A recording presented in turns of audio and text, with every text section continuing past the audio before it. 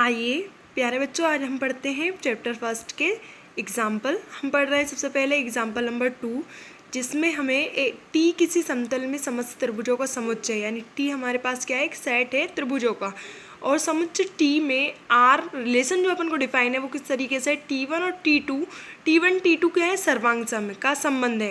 यानी आर जो रिलेशन है वो अपन को त्रिभुजों के बीच में सर्वांग सम का दिया हुआ है। तो हमें सिद्ध क्या करना है कि आर एक तुल्यता संबंध है। तुल्यता संबंध में इक्विवेलेंस रिलेशन अपन को इसको प्रूफ करना है। अब आपको पता है कि इक्विवेलेंस रिलेशन के लिए हमें 3 कंडीशन सेटिस्फाई करनी होती है। कौन कौन सी? Reflexive, symmetric, transitive. ये तीनों कंडीशन यदि कोई रिलेशन फुलफिल करता है तो हम उसको बोलते हैं क्या, इक्विवेलेंस रिलेशन। यदि आपको प्रॉब्लम हो रही हो कि मैं हिंदी में बोलूँ या मैं इंग्लिश में बोल रही हूँ, हिंदी में नहीं बोल रही हूँ, तो आप थोड़ा थोड़ा, मैंने आपको पिछली वीडियो में इनके हिंदी में भी नाम बताए थे और इंग्लिश में भी नाम बताए थे, तो थोड़ा थोड़ा इंग्लिश आपको आना चाहिए कि किस चीज़ को क्या बोलते हैं, क्योंकि आगे आपको काम आएगा। इसलिए आप ज़्यादा इश्यूज़ ना करें इस चीज़ का। ओके, चलो, तो then we have started the example second.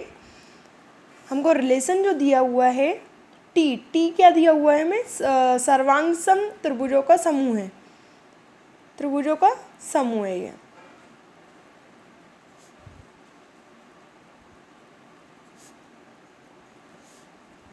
ठीक है, टी एक क्या है, त्रिभुजों का समूह है या सेट बोल सकते हैं अपन लोग। और रिलेशन जो है अपने पास किस टाइप का है, T1, T2 जो है, और यहाँ पे ये दोनों किस तरीके से रिलेटेड हैं कि T1 और T2 दोनों क्या है, सर्वांग सम है।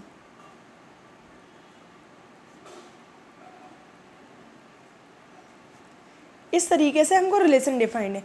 अब हमको इस रिलेशन को क्या प्रूफ करना है, इक्विवेलेंस रिलेशन प्रूफ करना है। तो सबसे पहले हम क्या प्रूफ करेंगे, रिफ्लेक्सिव, कि ये रिलेशन जो है रिफ्लेक्सिव है या नहीं है। अब रिफ्लेक्सिव प्रूफ करने के लिए हमें क्या करना पड़ेगा, सेम, क्योंकि मैंने क्या बताया था, रिफ्लेक्सिव के लिए सेम एलिमेंट लिया जाता है या सेम कोऑर्डिनेट लिया जाता है। तो इसमें क्या है, टी से यदि हमको एक त्रिभुज लेते हैं, सपोज मान लो मैंने एक त्रिभुज लिया और बिल्कुल सेम टू सेम एक और त्रिभुज लिया, 2 त्रिभुज लिए, तो जाहिर सी बात है यदि कोई त्रिभुज लूँगी और उसी के जैसा या वही लूँगी तो खुद कोई त्रिभुज अपने आप का सर्वांग सम तो होता ही है ना। तो रिफ्लेक्सिव तो ये वैसे ही हो जाएगा। ठीक है, क्यों? क्योंकि यदि T, T belongs to R हो जाएगा तो ये रिलेशन क्यों यहाँ पर रीज़न आपको लिखना पड़ेगा, क्योंकि त्रिभुज जो होता है स्वयं का सर्वांग सम होता है। प्रत्येक त्रिभुज लिख सकते हो या every triangle is congruent.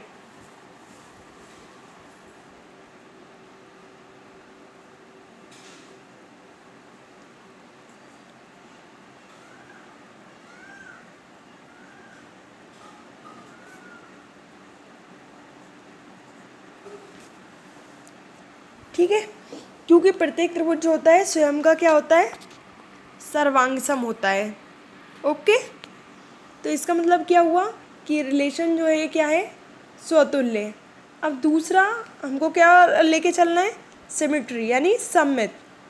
Symmetry लेने के लिए हम क्या लेते हैं कि 2 त्रिभुज हैं हमारे पास जो दोनों क्या हैं, इक्विवेलेंस, क्या रिलेशन आर में है, यानी T1, T2 अपन ने 2 त्रिभुज ले लिए हैं जो किस में बिलोंग कर रहा है, रिलेशन आर में बिलोंग कर रहा है। इसका मतलब क्या हुआ कि T1 जो है, T1 और T2 दोनों क्या है, सर्वांग सम है।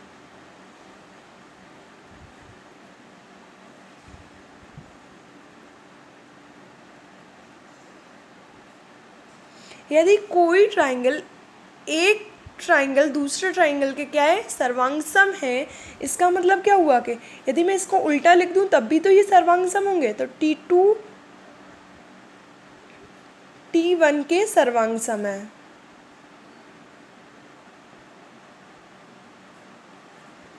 इसका मतलब क्या हुआ कि T2, T1 belongs to R। और मैंने तुम्हें इसकी डेफिनेशन बताई थी जब सिमेट्री की, तब यही बताई थी कि T1 और T2 हम रिलेशन में लेके चलते हैं और लाते क्या है कि T2 और T1 क्या रिलेशन में बिलोंग कर रहे हैं। ठीक है, इसका मतलब क्या हुआ कि आपका ये रिलेशन जो है सिमिट्री है।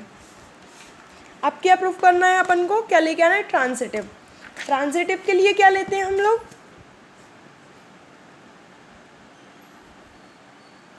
ट्रांजिटिव के लिए अपन क्या लेते हैं, ट्रांजिटिव के लिए लेते हैं कि T1, T2 belongs to R and T2, T3 belongs to R। अब यदि T1 T2 में बिलोंग कर रहा है, T1, T2 belongs to R, इसका मतलब क्या हुआ कि T1 त्रिभुज जो है T2 के क्या है, सर्वांग सम है, और इसका मतलब हुआ कि T2 त्रिभुज जो है T3 के क्या है, सर्वांग सम है।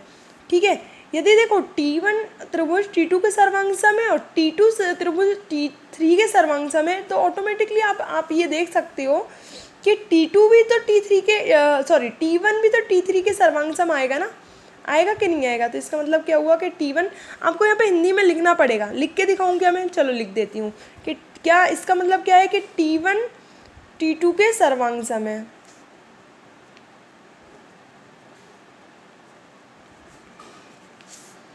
और इसका मतलब है कि T2 जो है T3 के सर्वांग सम है।